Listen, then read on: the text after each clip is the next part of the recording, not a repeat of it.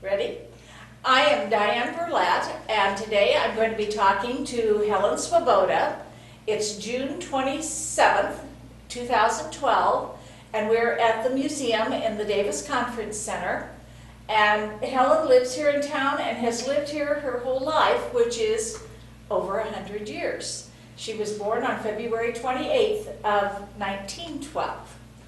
So I'm going to ask Helen to tell us a little bit about her family, her parents and siblings. I don't know if you get tired of hearing me, but anyway, I was born in a four-room house, 1202 Avenue A. The house is still there, but it's been fixed over lots and lots of times.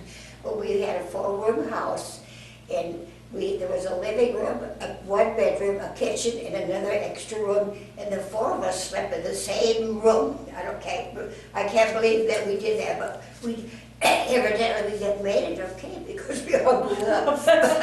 But my dad was very, very handy at everything he did. So I know we got plumbing earlier and a lot of other things that other people didn't yet, but we had no plumbing, we had no facilities, no running water, and and no bathroom. We had a little outhouse away from the house, and let's see, we just didn't have anything at all. We just grew up, and I think we did a pretty good job of growing up, and none of us seemed to have had any trouble, and we were all merrily happy. You had three sisters? My brother still live. I have a brother, and then there's three sisters, and I'm the middle daughter. And my older sister and younger sister married brothers. And so, but the older one, she refused to go back to go on the farm. So he found a job with the water company, so they lived here in town. My youngest sister moved to the farm. She was a farmer's wife all her life, and she made a good farmer's wife. And let's see, I was going to say that we went to the Holy Rosary Church, and all our lives we've been there, and I worked very much. When I grew up and got married, I got married in 1930, and let's see, it was May 20th, 1930 that we got married. No, I think that was but anyway, then we belonged to the Holy Rosary Church, and we were very active in there, and then they combined the two churches, and so I'm not doing it very much with now since I've gotten older. But I went to school in Plasmouth, and at the time that I started school, there was a 3-story schoolhouse of a lot that the Head Start has now. And they didn't call that kindergarten, we went to C class. And then when we got through with that, we went over to the other school, and then from the 7th and 8th grade, we were in the lower part of the high school, and we alternated classes. We'd stay in one class for our lesson, and we'd go to the other one. And I know we had several older, well, I guess a lot of people never married when they got, I don't know, but anyway, we had several older teachers, and whenever we went to this one class, there were 2 boys in our class. I still know their names, but I'm not going to tell them because somebody might know. But they irritated her. She was Miss Heisel, and her brothers had the Heisel Mill in town, and she was a school teacher, and she wore her hair all fixed up pretty. She was such a nice teacher. But when we got to that class, these 2 boys always irritated her. And she'd go to shake them, and her hairpins would fall out of her hair.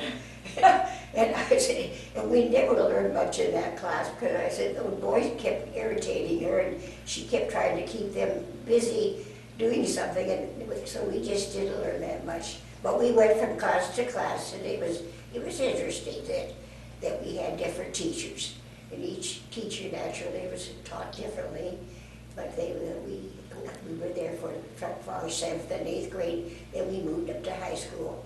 And the high school wasn't big enough for all our grades anymore, so when we got to be freshmen, we had to sit in the balcony, because there wasn't room for us on the main thing, and we had only, and then after the started classes, the kids, they left to go to their classes, then we would come from upstairs from the balcony and we were assigned a certain seat every time we had to take it. And then there was a teacher that was there every hour, a different teacher was at the, there was kind of like a stage.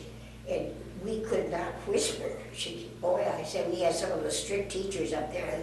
If you just moved your mouth, they thought you were whispering. But they were so strict with that.